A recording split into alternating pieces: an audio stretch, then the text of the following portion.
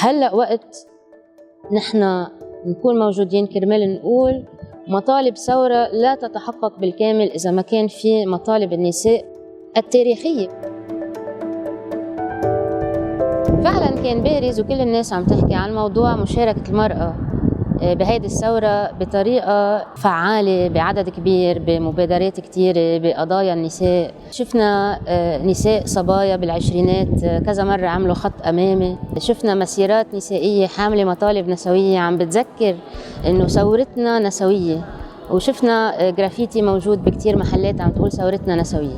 المرأة بهذه الثورة لعبت دورها الطبيعي اللي أي مواطن لبناني محروم من كل حقوقه بهذا البلد ممكن انه يلعب وينزل على الشارع يتظاهر، يوقف بوجه القوى الامنيه، ينضرب، يعتقل، ويكون عم بيقود مظاهرات.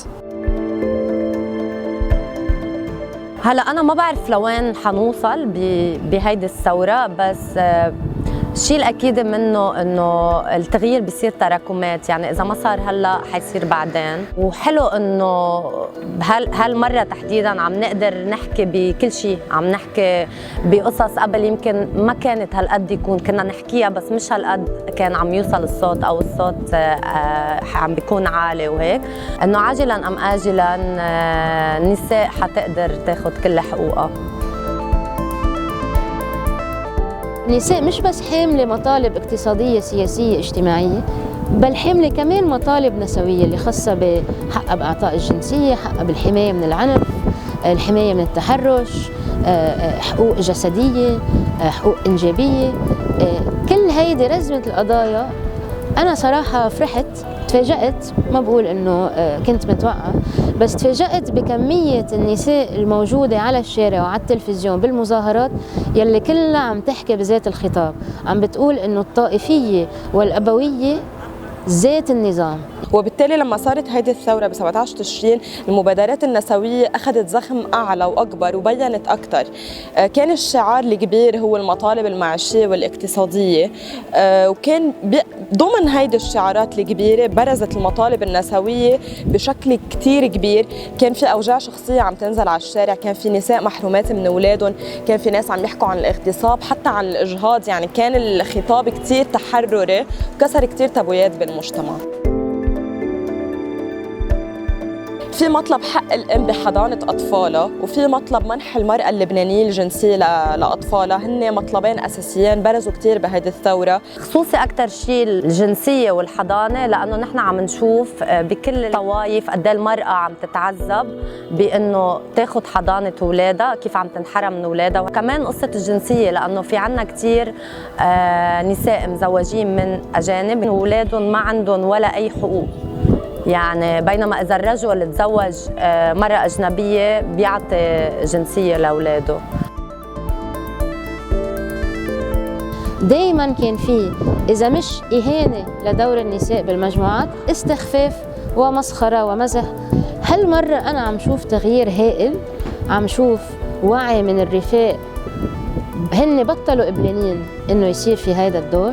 كلنا واصلين محل استوعبنا إنه كلنا يعني كلنا، ولنفتح مساحة آمنة للنساء بيعني إنه نوقف ضد التحرش، ما نساوم على العنف، ما نقبل يصير في تمييز، ما نقبل يكون في بس مجموعات مكونة من رجال.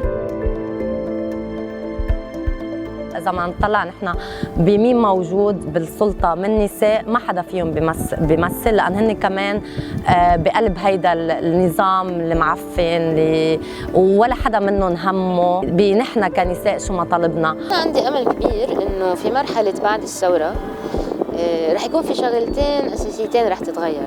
أولاً من حيث النساء تكون موجودة على الطاولة السياسية، بمعنى تترشح بعدد أكبر، تنتخب بعدد أكبر، تؤتمن على المسؤوليات السياسية بعدد أكبر. أنا أكيد إنه هيدا الشيء حيصير. هو كان في هيك صدفة كتير حلوة إنه نحن بيوم المرأة العالمي 2019 بأدار رفعنا يافطة كتبنا عليها تحية لنساء السودان الثائرات، لأن فعلا ألهمونا. أول ما بلشت الثورة اللبنانية ب 17 تشرين بعد كم يوم، نساء بالسودان رفعوا ذات اليافطة تحية إلى نساء لبنان الثائرات. نحن أخذنا الإلهام قبل ثورتنا من السودان، من الجزائر، وقبلها من مصر، وقبلها من سوريا، وقبلها من كتير مطارح. وهيدا التضامن النساء بمنطقتنا مهم جدا، لأنه حكام منطقتنا متضامنين على الآخر، فلمواجهتهم نحن كنسويات بالمنطقة لازم نكون كمان متضامنات بين بعض. نتعلم من بعض وبنكتسب خبرات من بعض. والنساء فعليا وخصوصا بالمجتمع العربي قضايانا او معاناتنا تقريبا ذات الشيء، بتختلف من محل لمحل، في كل بلد له خصوصيه اكثر، بس تشبيك بين بعض وتوحيد هيدا النضال هو شيء كتير اساسي لحتى اصلا نقدر نحقق مطالبنا فعليا.